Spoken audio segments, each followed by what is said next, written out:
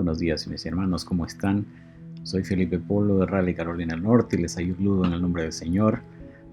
Y también estoy aquí para traerles una palabra sobre el tema de la gracia de Dios.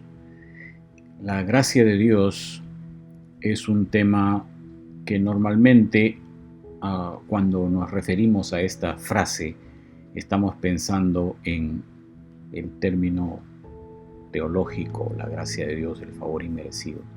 Pero esta es una palabra que tenía un significado antes que le demos el significado teológico y que continuó teniendo ese significado.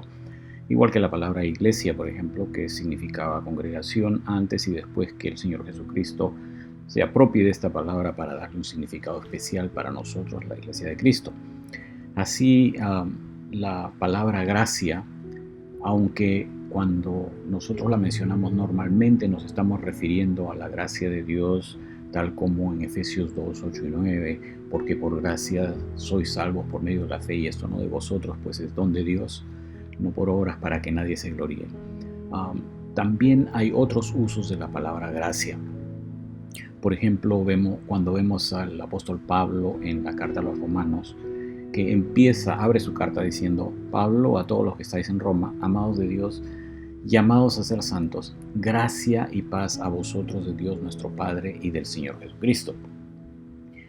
El apóstol Pablo utiliza la palabra gracia en este caso, no necesariamente en el sentido teológico que normalmente nosotros asumimos cuando leemos la Biblia, sino un poquito más en su sentido más común, su sentido natural de la palabra.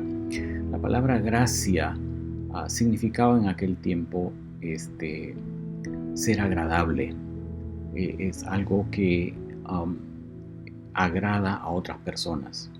Igual que en el español, tiene básicamente un parecido muy, muy grande, de que en el español una persona graciosa es alguien que nos cae bien, ¿no?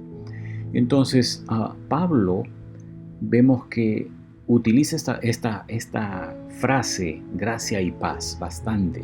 Y el lector casual de la Biblia probablemente le parecerá, como me pareció a mí originalmente, de que es una fórmula que está usando Pablo, ¿no? Vemos que lo utiliza, por ejemplo, a los romanos, también a los corintios, gracia y paz a vosotros. En la segunda carta a los corintios, gracia y paz a vosotros.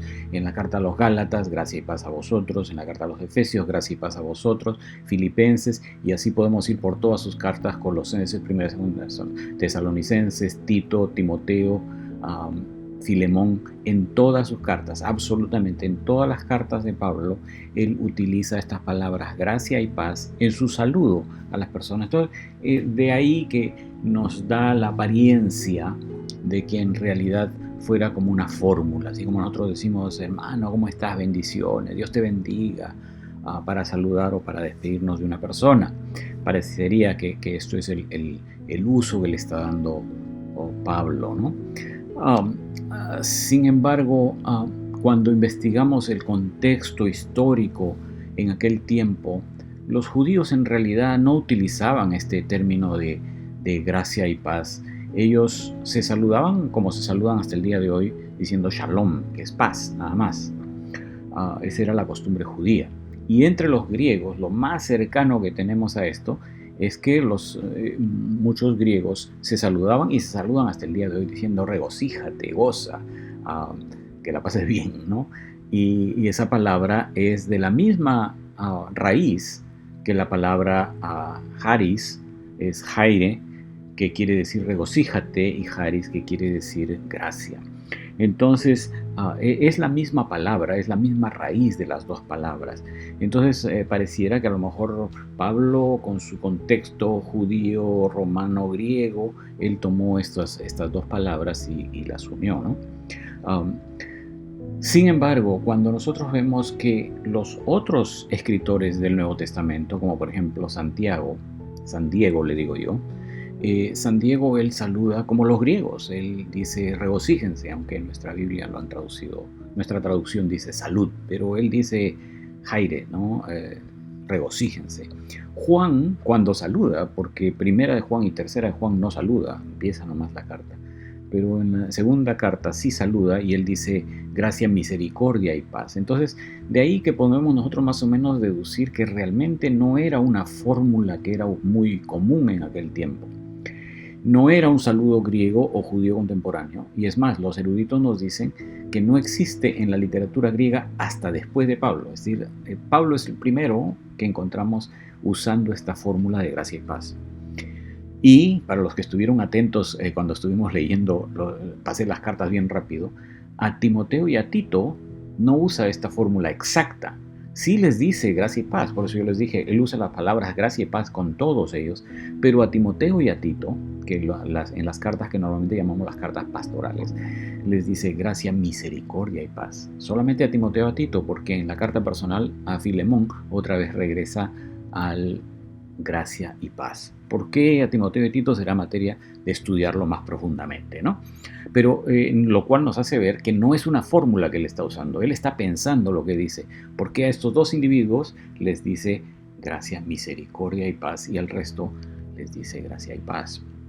Entonces, casi es seguro, no es una fórmula. Y vemos que cuando se despide Pablo, ahí sí, en cada carta de Pablo, léanlas todas y al final siempre vuelve a mencionar la gracia. Pero esta vez paz está separado en otra frase o no se le menciona y cada una de las despedidas es diferente. Por ejemplo, en Romanos 16 la despedida es la gracia de nuestro Señor Jesucristo sea con todos vosotros. Y más o menos este modelo de gracia, mencionando la palabra gracia al Señor Jesucristo y sea, está en casi todas las cartas, pero escrito diferente cada vez. Entonces, él lo está pensando cada vez, no es algo que le sale así como decimos, Dios te bendiga, hermano, por decir, ya lo vimos que se iba, Dios te bendiga, sino es algo que está diciendo intencionalmente. Otra cosa que podemos notar aquí es que la gracia de nuestro Señor Jesucristo sea con todos vosotros es futuro, no es pasado. La gracia teológica de la que normalmente hablamos nosotros es la gracia salvadora, la gracia salvífica que Dios aplicó a nuestras vidas para darnos la salvación. Nos miró con gracia, pero esta es futura, ¿no? Podemos comparar entonces, nos salvó por su gracia que es pasado, con la gracia del Señor Jesucristo sea con todos vosotros que es futuro.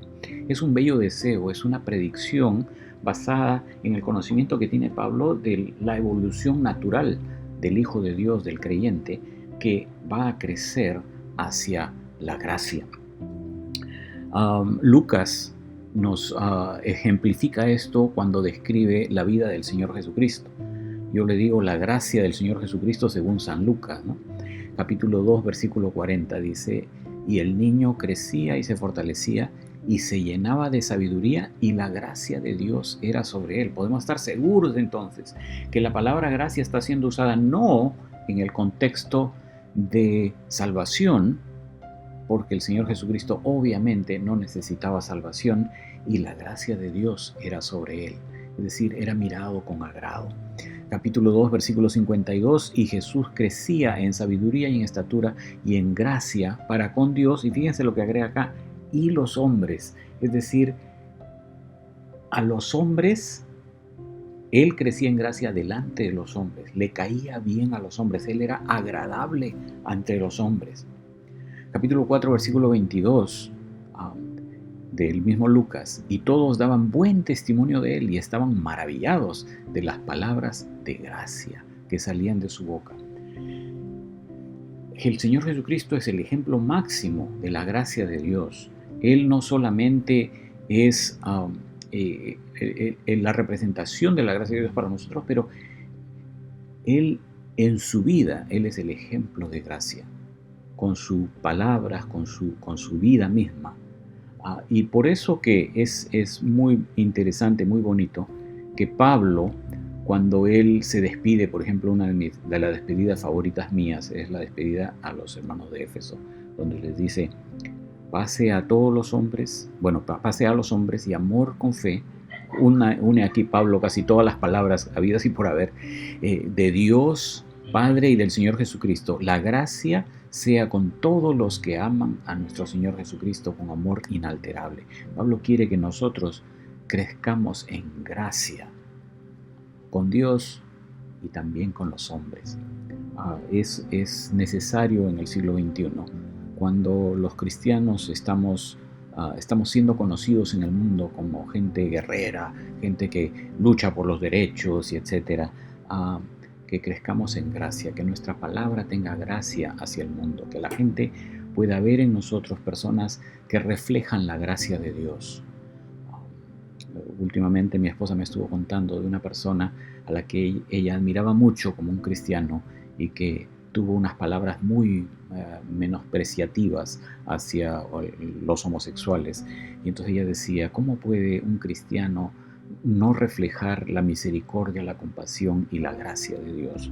Entonces, hermanos, como cristianos, crezcamos en gracia y que la gracia del Señor Jesucristo sea con ustedes. Seguramente en el resto de la semana entrarán en más detalles acerca de la gracia teológica, ¿no? Pero lo que quería yo empezarles este concepto en desearles, hermanos, que crezcamos en la gracia de Dios, que reflejemos la gracia del Señor Jesucristo en nuestras vidas y hacia los demás. Dios les bendiga.